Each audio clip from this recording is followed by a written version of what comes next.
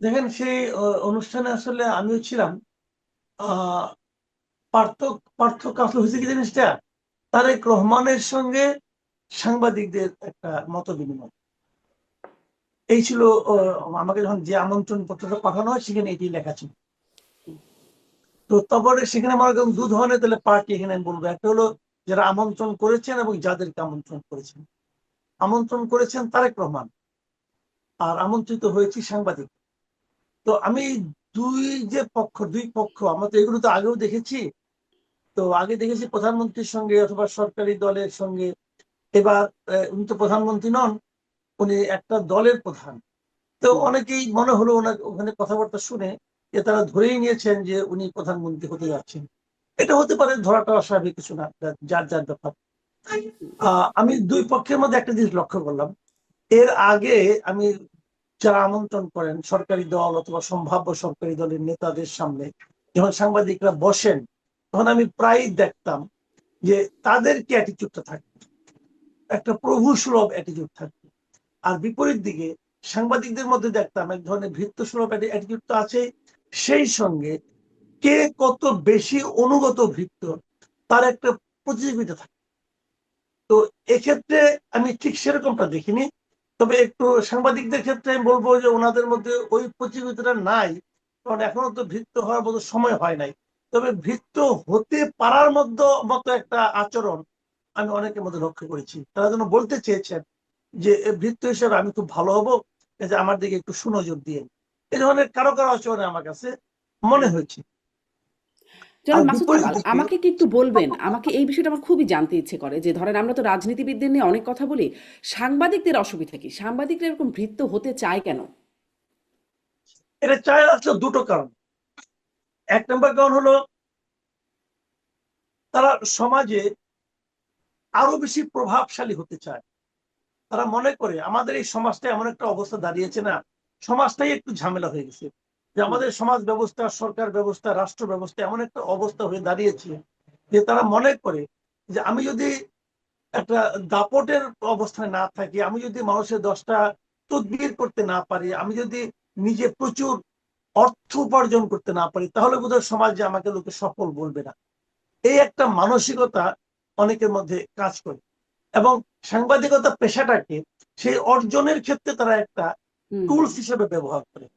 সাংবাদিকের কাজ যেটা নয়, এটা তারা ভুলে যায় এবং ভুলিয়ে দিতে চায়। এটা হলো একটা কারণ। এই আকাঙ্ক্ষা থেকে সেটা করে। আপনি নিজে অনেকদিন সাংবাদিকতা করেছেন, আপনি এটা বুঝতে না পারার কোনো কারণ নাই, কারণ আপনি যেখানে করেছেন সেই অফিসেও হুম, এ ধরনের প্রচুর ভৃত্য আপনি দেখেছেন। সুবেশধারী ভৃত্য আপনি দেখেননি, এটা আপনি বললে আমি বিশ্বাস করবো না ভাই। হুম। আপনিও দেখেছেন, আপনার সেই অফিসেও ছিল, অনেকেই ছিল।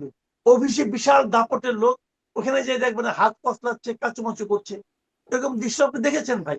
কাজেই তারা কেন করে? তারা ওই যে বিশাল অর্থ উপার্জন করে। একজন একটা সাংবাদিকের হুম, কত টাকা থাকা উচিত আপনি বলেন তো? একজন সাংবাদিকের বেতন কত টাকা পায়? আপনি চাকরি করেছেন, আপনি জানেন কত টাকা আপনি বেতন পান।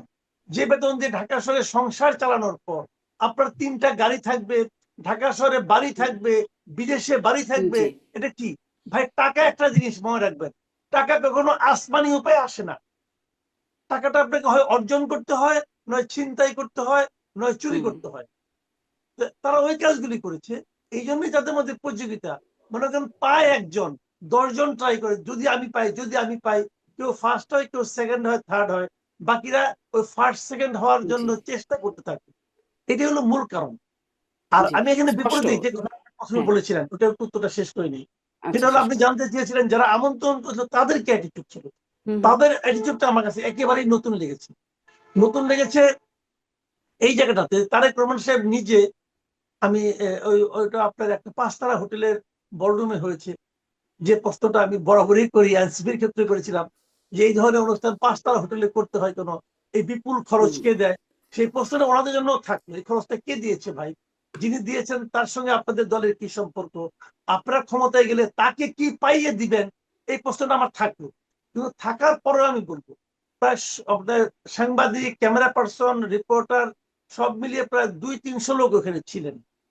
আমি দেখেছি জনাব তারেক রহমানকে প্রত্যেকের টেবিলে এবং চেয়ারের কাছে যে সবার সঙ্গে হাত মিলাত। আমার কাছে এই দৃশ্যটা নতুন মনে হয়েছে। এর আগে আমি দেখতাম এই সমস্ত ব্যক্তিরা 4-5 জন তার পরিচিত লোকের সঙ্গে হাত হুম মিলিয়ে তারা যে মঞ্চে উঠে যেতেন, কিন্তু এখানে উনি তা করেননি। এবং আমি দেখেছি যে ক্যামেরা পার্সনদের সঙ্গে উনি হাত মিলিয়েছেন এবং তাদের সঙ্গে কুশল বিনিময় করেছেন। হুম এটা আমার কাছে নতুন লেগেছে। আর আরেকটা জিনিস খারাপ লেগেছে, ওটা আমি বলি।